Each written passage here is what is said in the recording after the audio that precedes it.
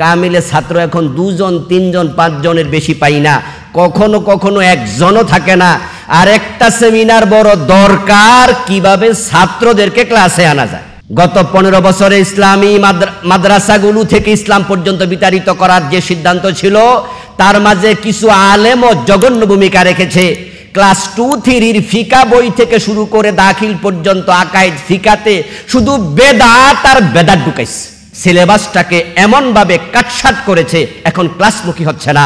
এজন্য ছাত্রদেরকে সিলেবাসে প্রয়োজনীয় পরিবর্তন এনে আবার ক্লাসমুখী করা অতীব জরুরি। আজকের এই সেমিনারের বিজ্ঞ প্রবন্ধক চমৎকার একটি প্রবন্ধ উপস্থাপনা করেছেন। ইতিমধ্যে অনেক বক্তা এই প্রবন্ধের উপরে অনেক গুরুত্বপূর্ণ আলোচনা রেখেছেন। আমি সংক্ষেপে এই প্রবন্ধের উপরে সামান্য কয়েকটি কথা উপস্থাপন করতে চাই। আমার সৌভাগ্য যে আজকে প্রধান অতিথি আমাদের ধর্ম উপদেষ্টা মহোদয়কে আমরা পেয়েছি, এবং আমার আলোচনা থেকেই উনি পরবর্তী আলোচকদের আলোচনা শুনতে পাবেন। উনার কানেই মেসেজগুলো দেয়া দরকার, কারণ যেহেতু উনি কি পয়েন্টে আছেন। আমাদের আরও ভালো লাগতো যদি মাদ্রাসা বোর্ডের চেয়ারম্যান মহোদয়কেও শোনাতে পারতাম কথাগুলো। আসলে এটা আল্লাহর দয়া, অগাস্ট বিপ্লবের পরে যে এখন মাদ্রাসা সহ শিক্ষার বিভিন্ন জায়গায় কিছু আন্তরিক মানুষ আমরা দেখতে পাচ্ছি। আমাদের এই আয়োজন ছাড়াও তারা নিজেরাই নিজ থেকে উদ্যোগ গ্রহণ করার মতো লোক। ধন্যবাদ জানাচ্ছি ছাত্র কল্যাণ পরিষদকে, তারা এই সেমিনার আয়োজন করার জন্য। আমার প্রথম দৃষ্টি আকর্ষণ, আমরা ইবতেদায়ী মাদ্রাসার প্রতি সবচেয়ে বেশি মনোযোগী হওয়া দরকার, কারণ এটা মাদার ইনস্টিটিউশন। যদি ইবতেদায়ী মাদ্রাসায় ছাত্র বাড়ানো যায়, তাহলে পরবর্তী ক্লাসগুলোতে ছাত্র এমনি বেড়ে যাবে। আপনারা ইতিমধ্যে প্রবন্ধকারের প্রবন্ধ দেখেছেন, যেখানে টোটাল ইবতেদায়ী মাদ্রাসার সংখ্যা সারা বাংলাদেশে আছে যাহা, সেটার সংখ্যা হলো 18,870টি। কিছু আছে অনুদানভুক্ত, কিছু অনুদানবিহীন, আর কিছু আছে এমপিওভুক্ত মাদ্রাসার সাথে। টোটাল আমি হিসাব করলাম, ইবতেদায়ী মাদ্রাসা হলো সারা বাংলাদেশে 18,870। তার বিপরীতে প্রাইমারি স্কুল আছে 1,14,630। তোরা আগাবেন, আমরা আগাবো।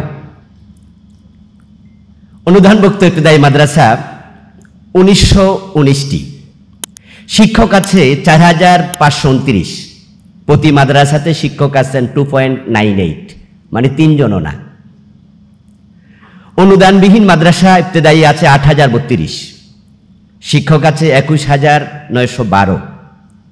প্রতি মাদ্রাসায় শিক্ষক গড়ে 2.72, 3 জনও না। এই যদি ইবতেদায়ী মাদ্রাসা যেগুলো আছে এগুলোর শিক্ষকদের দশা হয়, তাহলে মাদ্রাসার দশা কি? এজন্য আমরা যারা মাদ্রাসার প্রতি আন্তরিক, ইবতেদায়ী মাদ্রাসার প্রতি আমাদের সবচেয়ে বেশি জোর দেওয়া দরকার। ইবতেদায়ী মাদ্রাসায় উপবৃত্তি চালু করা দরকার, মিড ডে মিল চালু করা দরকার। বৃত্তিগুলো বন্ধ করে দিয়েছে গত জালেম সরকার, এগুলো নতুন করে আবার ক্লাস 5-এ, ক্লাস 8-এ, অন্যান্য ক্লাসে চালু করা দরকার।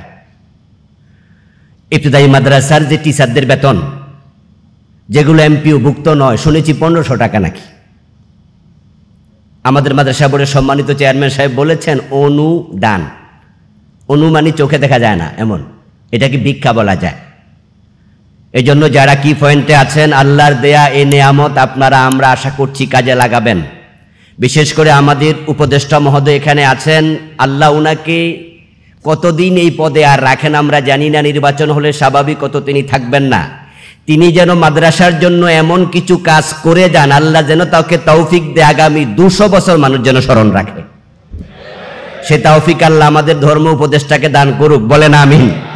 প্রিয় ভাইয়েরা, উচ্চশিক্ষার দিকে সামান্য ফোকাস দিয়ে আমার আলোচনা শেষ করব। সেটা হচ্ছে আজকের যে সেমিনার, আমার মনে হয় আরেকটা সেমিনার হওয়া দরকার, ক্লাসে কিভাবে ছাত্রদেরকে ক্লাসমুখী করা যায়। আমরা যখন কামিলে পড়েছি তখন আমরা কামিলে সবার আগে যেতাম যেন ক্লাসের ভিতরে বসার সিট পাই। 100 জন 150 জন একসাথে ক্লাসে ক্লাস করেছি। রাতে করেছি, দিনে করেছি। বুখারী খতম করার জন্য আমরা কিতাব কান্দে নিয়ে হাঁটছি। গ্রাম থেকে, লজিং থেকে আসতো 5টা 3টা 4টা কিতাব বুখারী মুসলিম কান্দে নিয়ে, মানুষ তাকায় থাকতো কিতাবের বোঝা নিয়ে যাচ্ছে। আর আমি এখন কামেলে পড়াচ্ছি, 22-23 বছর ধরে শিক্ষকতা করছি। কামেলে ছাত্র এখন 2 জন 3 জন 5 জনের বেশি পাই না, কখনো কখনো একজনও থাকে না। আর একটা সেমিনার বড় দরকার, কিভাবে ছাত্রদেরকে ক্লাসে আনা যায়। This is very very important. Syllabus দারুণ অসঙ্গতিপূর্ণ। আমাদের বিসি স্যার আছেন ফাজিলে, ফার্স্ট ইয়ারে আমি পড়াই তাফসিরে জালালাইন, ওখানে সূরা হুজরাত আছে, সূরা নূর আছে, অন্যান্য সূরা সহ। ফাজিল থার্ড ইয়ারে আমি ইসলামিক স্টাডি পড়াই, আবার আপনার সেখানে আছে 4টা সূরা ফাজিল থার্ড ইয়ারে। 4টার মাঝে সূরা মুহাম্মদ, সূরা কাসাস, এর মাঝে আবার ঢুকাই দিছে সূরা নূর, সূরা হুজরাত। তো ফার্স্ট ইয়ারও সূরা নূর পড়াইলাম, থার্ড ইয়ার আবার সূরা নূর। ফার্স্ট ইয়ারে সূরা হুজরাত পড়াইলাম, থার্ড ইয়ার আবার সূরা হুজরাত। আরো দুঃখজনক বিষয় হলো, ফার্স্ট ইয়ারে পড়াইছি তাফসির, থার্ড ইয়ারে দিছে অনুবাদ। তো বাচ্চারা থার্ড ইয়ারে গিয়ে কয়, হুজুর আপনি না ফার্স্ট ইয়ারে পড়াইলেন? তা আমি কই সিলেবাসে আছে, অন করতাম কি এটা কম।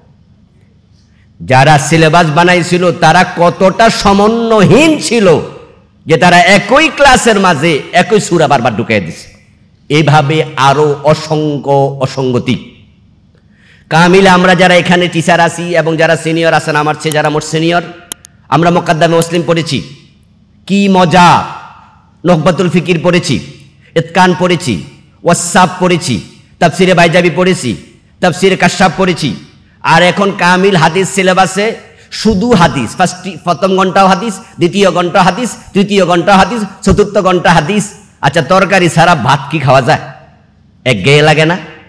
শুধু হাদিস পড়তে পড়তে পোলাপান মজা পায় না। অথচ আগের কামেলে এই যে কাশাফ পড়ে মজা, বাইজাবি পড়ে মজা, ইতকান পড়ে মজা, ওয়াসাব পড়ে মজা, মুকাদ্দামে মুসলিম পড়ে মজা। এক একটা ভেরিয়েশনের কারণে আমরা উন্মুখ হয়ে থাকতাম যে শিক্ষক আসলে মজাটা পাবো। কিন্তু ইউনিভার্সিটির অধীনে যাওয়ার পরে কুষ্টিয়া বিশ্ববিদ্যালয়ে সিলেবাসটাকে এমনভাবে কাটছাঁট করেছে, এখন ক্লাসমুখী হচ্ছে না। এজন্য ছাত্রদেরকে সিলেবাসে প্রয়োজনীয় পরিবর্তন এনে আবার ক্লাসমুখী করা অতীব জরুরি। আমি কথা শেষ করছি। গত 15 বছরে ইসলামী মাদ্রাসাগুলো থেকে ইসলাম পর্যন্ত বিতাড়িত করার যে সিদ্ধান্ত ছিল, তার মাঝে কিছু আলেমও জঘন্য ভূমিকা রেখেছে। ক্লাস 2-3 ফিকা বই থেকে শুরু করে দাখিল পর্যন্ত আকায়েদ ফিকাতে শুধু বেদাত আর বেদাত ঢুকাইছে। আমরা ক্লাস 8-7 আমরা তো ক্লাস পাই না, কিন্তু ওস্তাদরা বলতো যে হুজুর এমন পড়াইতে হয় যেগুলো ইসলামের সাথে ডিরেক্ট সাংঘর্ষিক। শিরিক ঢুকাইছে মাদ্রাসার ফিকা বইতে, বেদাত ঢুকাইছে। সময় এসেছে এগুলাকে ঝেঁটিয়ে বিদায় করতে হবে। অবশ্যই সিলেবাসকে নতুন করে সংস্কার করতে হবে। মাদ্রাসা থেকে কামেল পাস করার পরে মসজিদে ইমামতিতে দাঁড় করায় দিলে পরবর্তীতে এমন ঘটনা ঘটে, নামাজ আবার দৌড়াইতে হয়, কেরাতে ঠিক নাই, অথচ কামেল পাস। এজন্য মাদ্রাসাতে অবশ্যই কারি নিয়োগের ব্যাপারে একবারে সবচেয়ে গুরুত্বপূর্ণ ভূমিকা রাখতে হবে। আলিয়া পড়ার পরে তেলাওয়াত অশুদ্ধ, আমাদের বদনামির ভোজা কাঁধে নিয়ে চলা রাখছে। প্রিয় ভাইয়ের আরেকটি কথা বলে শেষ করছি, সেটা হচ্ছে কামিল পাস করার পরে যারা ফার্স্ট ক্লাস ফার্স্ট হতো আগে, তারা কামিল পাস করে মুহাদ্দিস হয়ে যেত, এলেম তাজা আছে, বুখারী পড়াতো। কিন্তু পরবর্তীতে আইন হয়েছে যে না, 8 বছরের আগে মুহাদ্দিস হইতে পারবে না। তো বেড়া 8 বছর প্রবাসক থাইকা কামেলের কিতাব সব ভুলে যায়। তো বয়স হওয়ার পরে এবার মুহাদ্দিস হয়েছে, কিতাব আর পড়াইতে পারে না। এই বিষয়ে ভাবনা চিন্তা দরকার। বেতন কম পাক, বেতনের স্কেলটা প্রবাসকরই থাকুক, কিন্তু সেই যেহেতু অনেক জাহিল, যোগ্য, লায়েক, তাকে যদি কামিলে ঢোকার সুযোগ দেয়া হতো তো তার থেকে ইস্তেফাদা বেশি পাওয়া যেত। বিষয়গুলো আমরা ভাববো। আসসালামু আলাইকুম রহমতুল্লাহ।